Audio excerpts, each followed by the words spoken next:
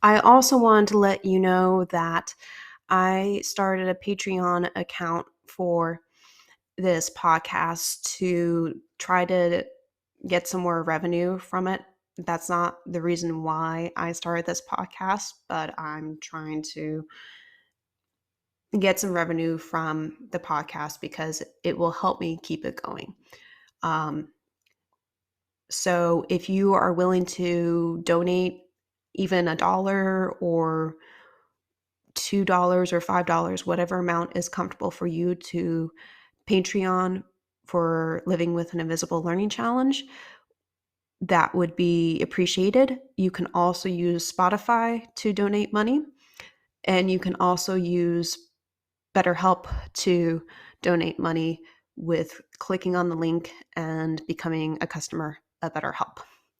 So those are 3 different ways you can support the podcast, and I hope that you will choose which way works for you, and that you will choose which level works for you as well. And I hope that you do it because the podcast helps you also, and that you are willing to support me in continuing to produce it. Thank you.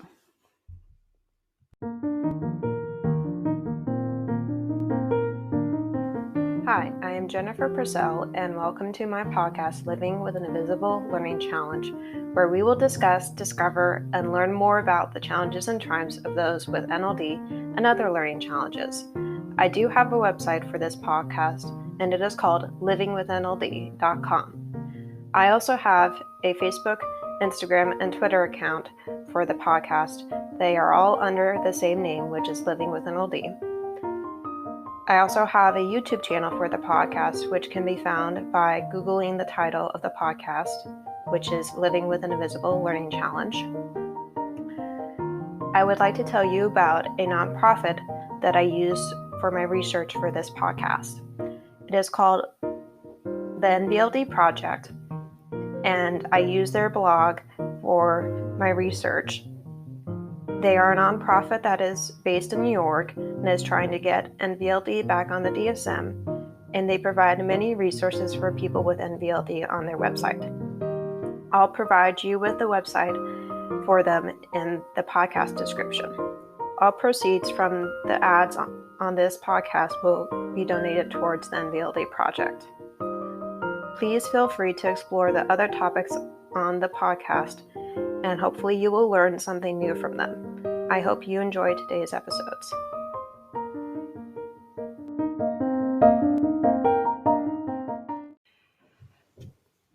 Good Saturday. I know I'm a little bit late with recording for this podcast episode this week, but I didn't really feel like doing it yesterday after doing quite a bit of house cleaning and having some personal things going on, and still having the chronic migraines that I get. So here I am a day late.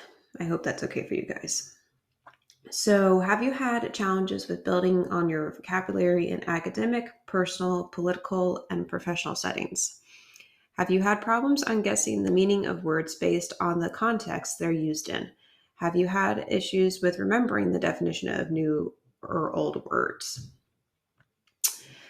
And even though I'm speaking as a neurodivergent here, I'm pretty sure that neurotypicals might have had these issues too. So you can apply it to yourself too, even if you're not neurodivergent and you're neurotypical. I know I've had all of those problems and still do. It's challenging for me to guess what a word means by using the context that was used in, but I'm working on it. It's tricky for me to remember what some words mean because they have so many meanings for one word. This also makes it challenging to remember definitions of new words. I'll share some of the skills I developed to help me remember the meaning of words and learn new ones in different settings of academic, personal, politics, and professional with you. When I was in high school and college, I would use flashcards to help me memorize the meaning of words that I needed to remember. I used physical flashcards and virtual ones on Quizlet. I would read the flashcards to my mom as we were driving into work, which is where I did my schoolwork since I was homeschooled before college. She would come up with weird ways of helping me remember what the words meant. Like she would say the meaning in a funny voice or come up with a saying that would help me recall it. I had tutors for every subject in middle school and high school. One of my tutors helped me remember the difference between latitude and longitude by saying, laying down with an attitude for latitude. And then I knew that longitude was vertical.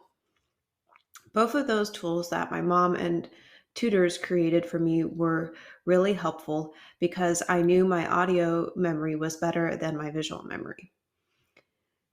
I even knew that my audio memory was better than my visual memory once I had testing done for NLD in my sophomore year in college. I started to use more audio formats and apps like Kurzweil 3000, Sonosense, or Audio Note Taker. Kurzweil 3000 converted my textbooks to audio so I could hear them be read aloud to me like an audiobook. I could also take notes while reading and highlight important parts for the chapter. Sonosense or Audio Note Taker would record the audio of my college lectures, and I could add the PowerPoint slides and type notes that went with each slide to the audio segments.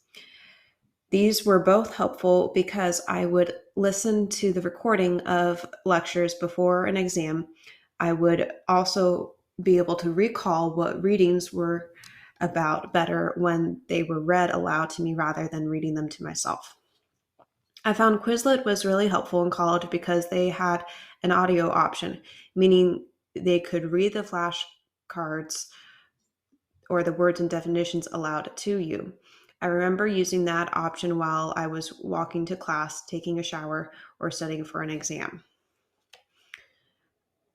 Now that I have been out of college for 5 years, I don't use flashcards or the audio programs anymore because not all of them would be free now. The Disability Department of UC Berkeley covered the cost of the audio programs for me. They also covered the tutoring center, which I took more advantage of so I could pass challenging classes like math. The tools I do use are Google and my parents for learning the meaning of words because they know me better than I do. Sometimes I do Google words that my parents don't always know the meaning of. I also pause the TV show, yeah, when we're watching programs like The Rachel Maddow Show, Alex Wagner, NCIS, or Bull, because then I can ask what the meaning of unknown words are by using the context that they're used in. I do try to guess the meaning of words based on the context because I would like to get better at that. Sometimes I get it wrong, but at least I'm trying to guess. I used to not try at all and only rely on Google or my parents' knowledge with the topic, context, or word. I do ask my parents for advice on how to respond to emails, calls, or voicemails at work because sometimes I don't know how best to answer them or the questions that I get. I also ask my parents and brother for advice about how they would respond to a message or a text from a friend or someone you're dating because I've gotten some messages that were difficult to respond to via text. So I usually respond in person after talking about how to respond with my family. This helps me know how the person will respond better because I can hear their tone, see their body language, and read their facial expression. Yes, some of those things are hard skills to comprehend or understand for neurodiverse people. But if I don't try to interpret them, I'm never going to improve. One last thing I wanted to mention that I've been using recently that relates to the topic of vocabulary in the professional world more than in the academic world. And you can use it for personal too, actually. I found a really cool Google Chrome extension that's called, I think it's called Natural Reader, but let me make sure I get the right name for you. Yes, it's called Natural Reader. So what it does is it is a text to audio program. So if you have a Google Doc or you're browsing on the internet and you want, like, you're browsing for an article that you want to read, or you're doing some research and you're like me, where you really prefer to have something be read aloud to you rather than reading it to yourself, this program, Natural Reader, which is free, will read to you the article that you're looking at on the internet, or it can read to you anything that you copy and paste from your clipboard. So to me, that's really helpful. So like if you use Google Drive, it will read the document to you. If you copy and paste an article into the program, the app, it will read it to you. And you can set what kind of voice it's in, whether it's male or female, whether it sounds like a robot or it sounds like a human being. And it will remember where it picked back up if you pause it while it's reading it to you, which I think is really helpful, because then you can use that for remembering documents better, or things that you read for work. At least that's what I use it for. I do a lot of work for my mom of where I have to read her messages before she does them on Sundays to help her get some quotes for them and music for them. So I use Natural Reader for that, so that I can read it while it's reading it to me. That's usually what I do. And then it's easier for me to remember it. And it's a lot easier to do it that way. And you can save the files that you copy and paste into the program if you want to. There was actually one other one that I just started using this week called Descript, I believe. Yeah, Descript. And that one, it's really helpful if you have a podcast and you want to transcribe it into words, because I was getting requests from some audience members that they were wanting transcriptions of my episodes. And usually I don't provide that because it's kind of sensitive and sometimes personal material. But I'm trying to make a book out of this podcast. I'm not sure what format it's going to be, in terms of how many books it would be, because I've been doing this for almost 3 years now. So I'm trying to figure it out. But at least I'm using Descript now to transcribe the episodes for me. You download the MP3 or audio file of the episode, and then you upload it to Descript. It will transcribe the episode for you, and it has audio there as well. And it notices when there's two different voices. So that's helpful for me with the interviews, because usually I remember what I said in the solo episodes better than I do in the interviews. So I'm using it more for the interviews than the solo episodes, but I might use it for both. Okay, so enough about me. Let's read some articles from fellow neurodivergents on this topic.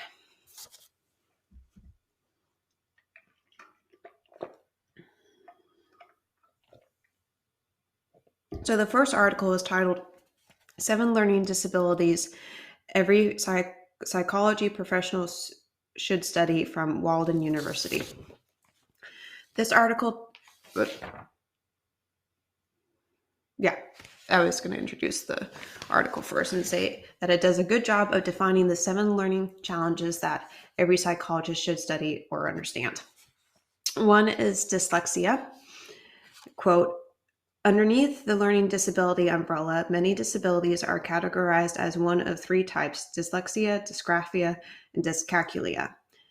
Dyslexia is a language processing disorder that impacts reading, writing, and comprehension. Dyslexics may exhibit difficulty decoding words or with phonic awareness, identifying individual sounds within words. Dyslexia often goes diagnosed for many years and often results in trouble with reading, grammar, reading comprehension, and other languages. I think they meant undiagnosed. 2, dysgraphia. Those with dysgraphia have trouble converting their thoughts into writing or drawing. Poor handwriting is a hallmark of dysgraphia, but is far from the only symptom. Sufferers struggle to translate their thoughts into writing, whether in spelling, grammar, vocabulary, critical thinking, or memory.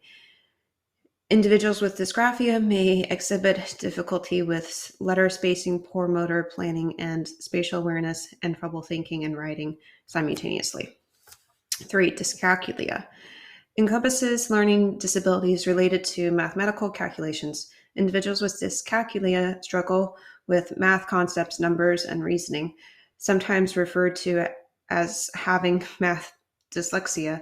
Individuals might have difficulty reading clocks to tell time, counting money, identifying patterns, remembering math facts, and solving mental math. The 4th one is audio processing disorder, or ADP. Patients have difficulty processing sounds. Individuals with ADP may confuse the order of sounds or be unable to filter different sounds, like a teacher's voice versus background noise. In ADP, the brain misinterprets the information received and processed from the ear. Number 5, language processing disorder. A subset of auditory processing disorder, ADP. Language processing disorder arises when an individual has specific challenges in processing spoken language, impacting both receptive and expressive language. According to the Learning Disabilities Association of America, in language processing disorder, there is difficulty attaching meaning to sound groups that form words, sentences, and stories. Number 6, nonverbal learning disabilities. That's what I have. While it may sound like nonverbal learning disabilities, NVLD, relate to an individual's inability to speak, it actually refers to difficulties in decoding nonverbal behaviors or social cues. NVLD sufferers struggle with understanding body language, facial expressions, and tone of voice, or the nonverbal aspect of communication.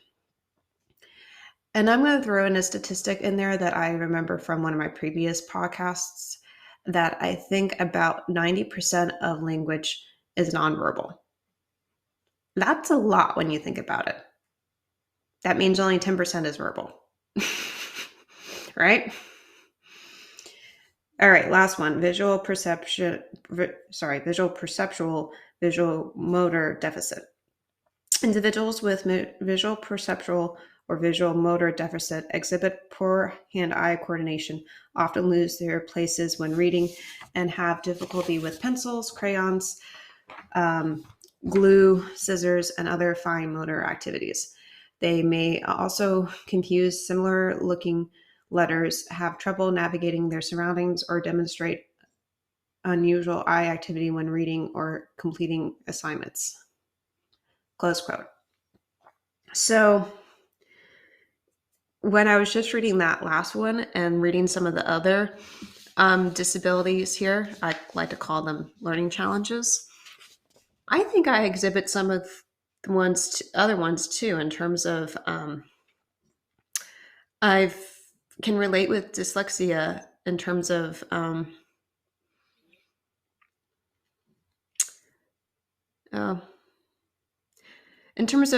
comprehension. When I read, I don't always understand what I'm reading, or that would be one area in dyslexia.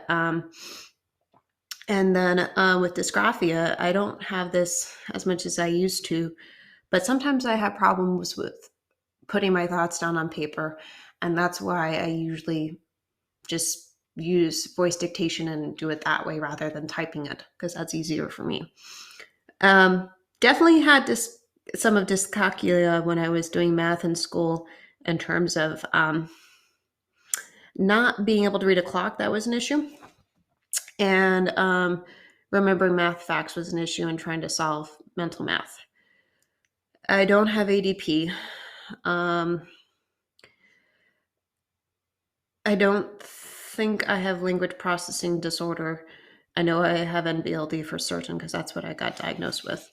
But the visual one, actually, I might have a little bit of that too because I know that's part of NLD, where the visual spatial symptom in terms of getting lost more, not having good hand-eye coordination, and I do lose my place when I read. That's why I have the podcast script underlined and I print it out.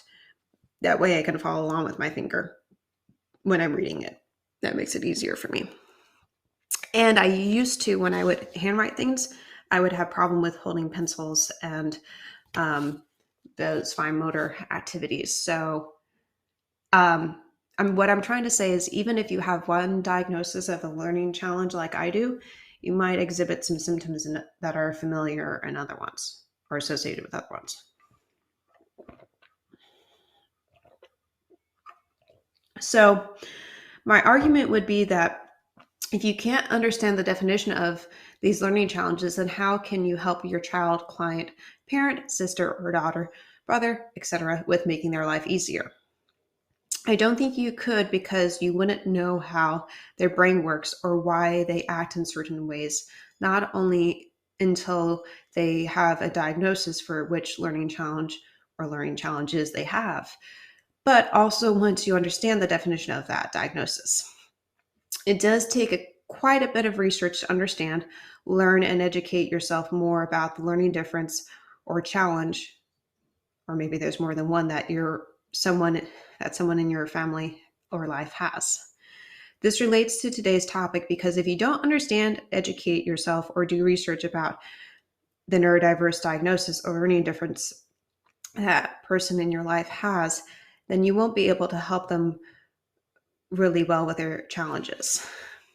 You might be able to help them a little bit, but I don't think it will be very effective, because if you don't know if you don't know that much about their diagnosis, then how can you understand why they don't have very good vocabulary or whatever challenges they have and need help with from you, because they're still learning more about the diagnosis that they were given themselves. And I would go to argue that also, if you don't know that much about the learning difference, how can you find somebody to help them if you can't do it, right? So the second article is titled Children, Adults with Nonverbal Learning Disability Disorder Develop Strategies for Using Talents Navigating Around Deficits. It was published in 2010 in December by Ellen Chase, the Star Ledger. Quote, kids with NLD, same thing as NVLD, don't look and learn. So they need to be specifically taught in words what most people learn automatically, says Judy Lewis, an educator and coach based in Carmel, California, who runs the website NLDline.com and whose many New Jersey clients have included JC and his parents. That's why they often have huge gaps in their knowledge that those who understand the syndrome are constantly working to fill. Think of NLD brain as a chunk of Swiss cheese with the nonverbal information slipping through the holes, but the verbal information clings to it like a warm baguette, giving people with NLD a tendency to be extremely articulate. I know this is off topic, but I'm getting hungry just reading that description. Okay, back to the article. And that, Lewis says, is precisely what makes their life so difficult. They are so verbal and often so bright that they appear super competent, she says. So the expectations are incredibly high for these kids and adults who have so many challenges getting through the day. I would definitely agree with that. The next part I want to quote from this article talks about Michael Murphy's book, NLD from the Inside Out, talking with parents, teachers, and teens about growing up with nonverbal learning disabilities. Quote, how could a grandmother not be proud? Shapiro says putting himself in a position to earn those degrees was not easy. He, this is about Michael. He went to 4 colleges before he got his bachelor's, says his Melbourne raised mother, Gal Shapiro, who edited the book. He flunked every single English course in high school, she says, though he was the rare NLD student who aced college calculus. It was his 3rd or 4th college, and he couldn't write a paper. It was like, let's take everything we ever heard that could help someone with learning disabilities and throw it all out at them, says Murphy, who plans to continue his education in Jewish studies or pursue a PhD in neuropsychology. They had color-coded note-taking, mind mapping, you name it. They were really good at teaching kids with a more typical learning disability, kids with dyslexia or ADD. When he decided to enroll at Massachusetts Bay Community College, everything changed, his mother says. It only takes one person at a time to redirect a life, says his stepfather, Gil Woolen, an aviation consultant also raised in Melbourne, adding that Murphy's English professor was that person for Mike at the time. That freshman English class changed the way he thought about the subject, and he finally learned how to write an essay. He discovered, for instance, that it is not only legal, but encouraged to hand in multiple drafts. That never occurred to me, Murphy said. Michael thought you wrote a paper by sitting down and writing one perfect sentence followed by another perfect sentence, says Shapiro, a professional writer. Close quote. So I'm laughing because I can definitely relate to Michael in this case, where when I was writing academic essays, I was not very good at it. And my mom knows that because she helped me for the last 2 years of college in terms of writing my essays, with proofing them and making sure that they were really good. And it felt like 4 years for her and for me, not just 2, because it was really hard. I think before I was doing that really, I don't know how to describe it, but it was a really ingrained, detailed process that I did with my mom in terms of writing a draft on Google Docs so she could see it. And then she would make comments on it while I was taking a break, walking my dog, or doing a run. And then I would come back, read her comments, make some more changes. And we kept going that way until it was done. And sometimes I would even present the draft to my, not to my professor, but to the TA for the class and be like, hey, I know this isn't done, but am I going at least in the right direction? Because like Michael did with the drafts, you know, my TA knew I had a learning disability better than the professor did, because I met with the TA for countless office hours and be like, I don't understand this reading. Can you help me understand it, please? Because I know I'm going to need to write an essay about it. And if I don't understand the reading, how can I do that? So I would meet with Alex about that. You've heard his voice on this podcast before with social theory. That's the class I'm talking about. And some of the readings were really hard for him to even understand. So that was helpful for me in terms of like, okay, I'm not the only one here. But this applies to vocabulary because you use a lot of vocabulary when you write something. And if you can't use a word well because you don't understand what it means, then you're not going to be able to write a very good essay. And I would say that's true for talking, because if you don't know what the word means, you're not going to be able to use it very well in context either. So the last article I'm going to use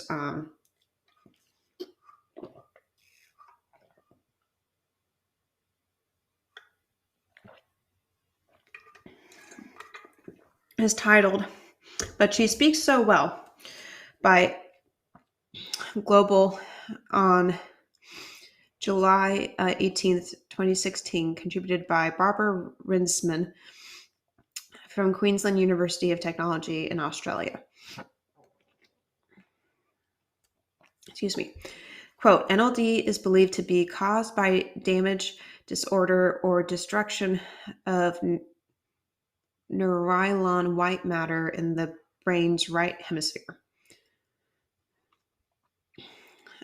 It may be seen in persons suffering from a range of neurological diseases such as hydrocephalus, shunted, Williams syndrome, colossal agenesis, velocrofacial syndrome. Velocardiofacial syndrome, Turner syndrome, Delane syndrome, as well as other types of brain injury.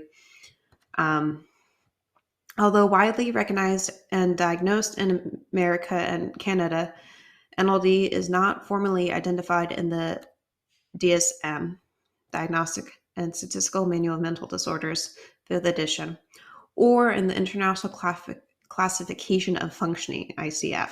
The ICF measures an individual's functioning and disability from medical and social perceptives. It goes beyond disease classification and morality to describe how people live with their condition, its influence on body functions, effects on daily tasks and actions, and impact on individuals' ability to participate in everyday life with due consideration to environmental and personal factors. A key objective here is to inform teachers, doctors, allied health, and government disability service providers that a young person who reads and speaks well can still have a complex neurological disability. Sorry, I was taking a little bit of a breath there. So my thoughts on that would be that trying to relate this back to the topic. I would say that the article does a good job of describing what can cause NLD. And this for me definitely relates back to the topic, because if you don't know how to define something because you don't know quite what causes it, or you don't have one agreed upon definition of NLD, that's why it's not in the DSM. I know that from doing a previous episode on that. My argument would be, if you don't know the definition of, in this case, a learning disability or challenge or difference, whatever you want to call it, how can you help that person who has it?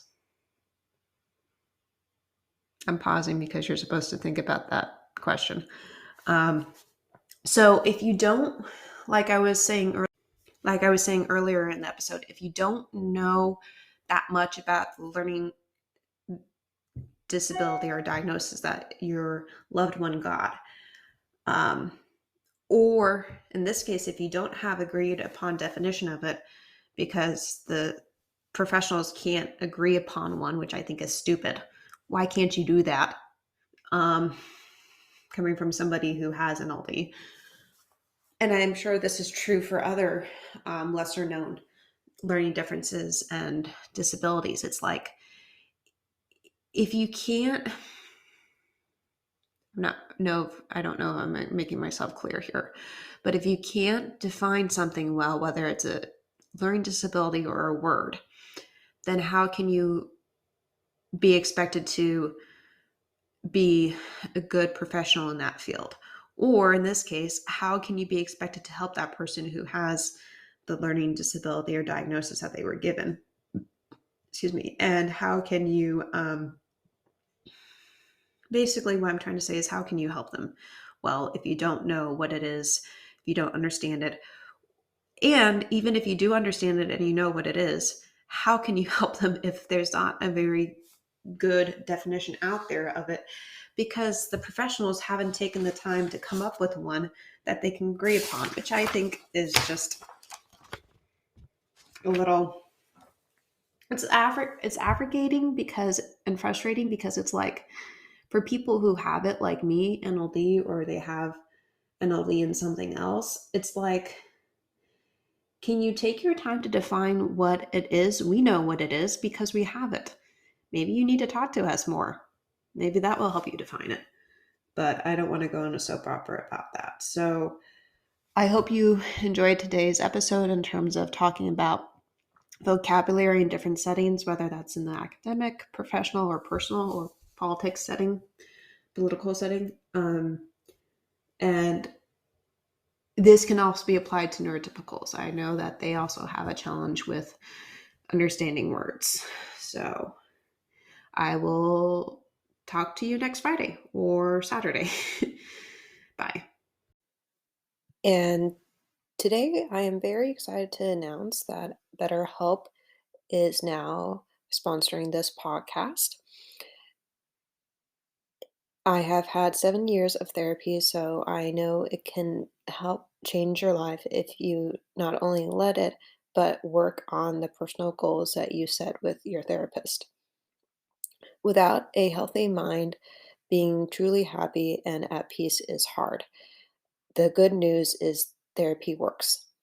But what is therapy exactly? It's whatever you want it to be. Maybe you're not feeling motivated right now and would like some tools to help. Or maybe you're feeling insecure in relationships at work, not dealing well with stress. Whatever you need, it's time to stop being ashamed of normal human struggles and start feeling better because you deserve to be happy. And now you don't have to worry about finding an in person therapist near you to help.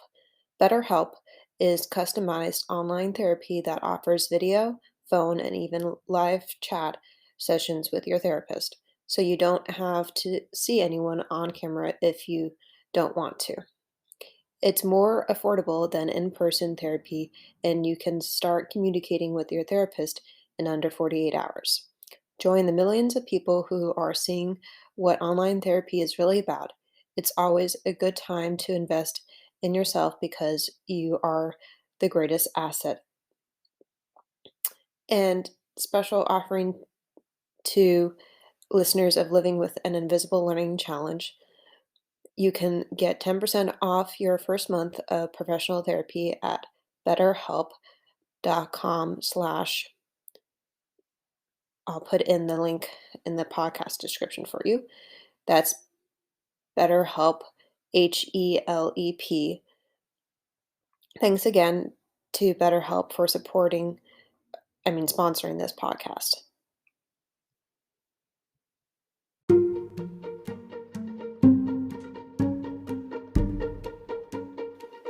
As I wrap up, there are some things I would like to share with you, my audience. Please know that just because I have a podcast doesn't mean that I'm perfect in every way and don't make mistakes. I make them every day and try to learn from them. I hope that this podcast helps you feel included, not alone, inspired, safe, and encouraged to make your life a little easier for you every day or chance you have the opportunity to. I would like to hear from you, especially if you have topics that you would like to know more about relating to NLD. I know I'm not an expert, but I do know I have the living experience of having it. Also, please email me if you would want to be interviewed on this podcast or if you need support with something related to NLD. I'm always happy to help in any way I can. I hope you enjoyed today's episode, and I will talk to you next Friday. Bye.